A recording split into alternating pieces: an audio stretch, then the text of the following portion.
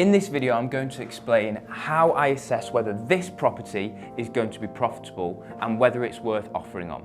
My name is Jack and I source high quality investment opportunities for serious property buyers. So it's really important for me to be able to stack deals very, very quickly and work out whether a property is going to be profitable or not. By the way, if you're looking for your next property investment, make sure that you click the link in the description. You can sign up to our free email list where I'm going to send you all of the best property deals that we come across, where you can decide whether it's something you wanted to invest in or not. It's completely free to sign up. Just click the link in the description to start getting those emails. Now, before I go into how to do the numbers, let's go and have a look at the house.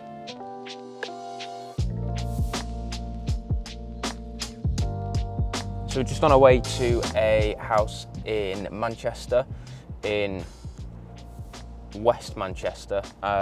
Very excited about it. It's very run down. It's been offered to me off market by a contact that I've got. I don't know if the price is quite right, but we can work on that later. I'm going to go have a look, see if it might fit the bill. If it looks good, then we can jump into a negotiation and see if we can get a deal secured on it. So let's go have a look at it.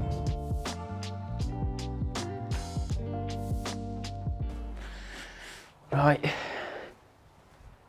as you can see here, it's pretty run down. Although they've got these nice fancy spotlights and a nice plastered ceiling, which is strange. But okay, so this is the lounge, the main lounge. It's a nice big space, big Victorian type property, big bay windows, lots of light coming in. Yeah, nice big open space. That's good. Okay. There's a lot of damp. I think this property's been left for a very long time. This is the second reception room, dining room, whatever you might want to call it. Again, nicely done ceiling, but the whole house just needs a full refurb. This is probably the nicest room in the whole house, but the whole thing just needs gutting and fixing up really. This, we've got the kitchen, which is a little bit tired and could do with a bit of work. Missing a bit of the ceiling. So yeah, again, this whole house just needs a full refurb, doesn't it? Let's be honest, there's not really a whole lot more to say. Everything needs to be stripped out and fixed up, and new kitchen, new bathroom, electrics, plumbing, the whole thing really. The seller's got some people clearing it out today, so at least all the clutter wouldn't be something that we would buy, but that we'd have to deal with. I think this is the smallest bedroom that has been absolutely mashed. Oh, that is rank. It's just the whole thing just needs fixing up quite badly. It's really damp. Everything's really moist. This is I assume this is the master bedroom, the main bedroom, the biggest one. Yeah, nice good size. Once you ripped out the inbuilt wardrobes as well, it opens up even more space, which is good. Don't know how legit this is. Oh shit. Oh no, I'm gonna leave that closed, yeah. Bedroom number 2. This is probably the second biggest room. And again, all this clutter we wouldn't be buying, but it's getting cleared out now. But again, does need a lot of work in this room. There's cracks like this all over the property, so we'll just have to make sure that that all of them are just like cracks in plaster. But there was a massive tree just out the front, which may have caused a bit of movement in the property, so we just need to do a quick check on that. I think the less said about that, the better. And then the bathroom. Pretty nasty. We're gonna have a look around, do some measurements and yeah, inspect it a little bit more. So we've had a look around the property. Now how do we calculate whether it's going to be a profitable deal? Let me show you exactly how I break it down. By the way, I source deals exactly like this, high quality deals, and I sell them for anywhere from £2, £3, £4, even £5,000 every single time, and I help other people do the same. I'm actually running something called the Deal Selling Launchpad, which is happening very, very soon. Now, if you're interested in doing what I do, which is with very little to no money, start a business where you find high quality deals and you can replace your income. I want to help you launch your deal packaging business. So if that's something you're interested in, click the link in the description to find out a bit more about how you can apply. Now, if you're looking for your next property investment opportunity, you can follow this exact formula step by step to work out whether it's going to be a profitable property deal for you or not. Now, what I always start with is completely ignoring the asking price. The reason why I do this, it may sound strange, is because it's completely irrelevant.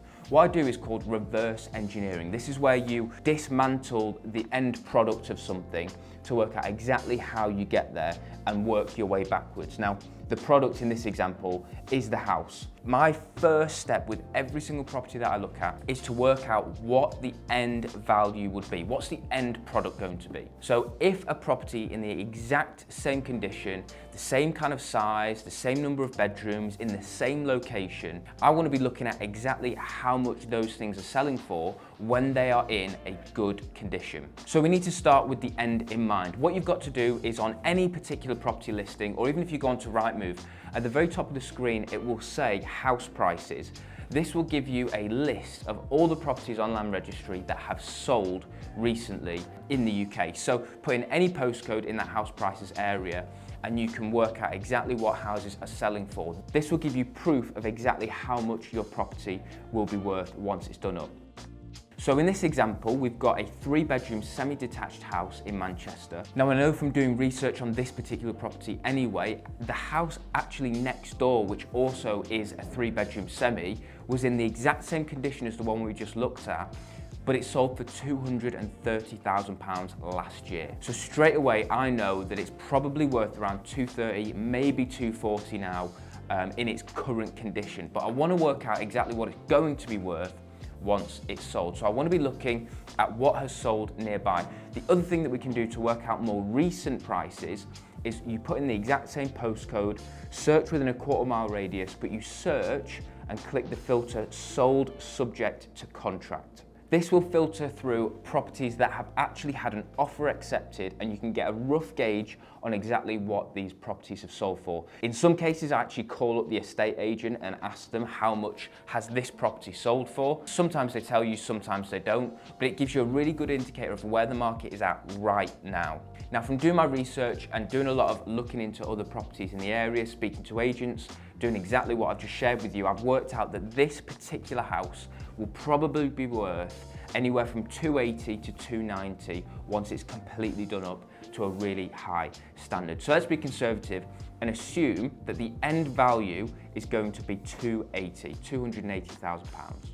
So it's worth £280,000 once it's done up. Now we do the reverse engineering where we work our way back to work out exactly what our offer needs to be and whether that's going to make it a profitable deal or not. So what you need to do is you need to get your end value and then start removing the costs involved. The first thing that you need to consider is how much profit you want to make in a deal like this.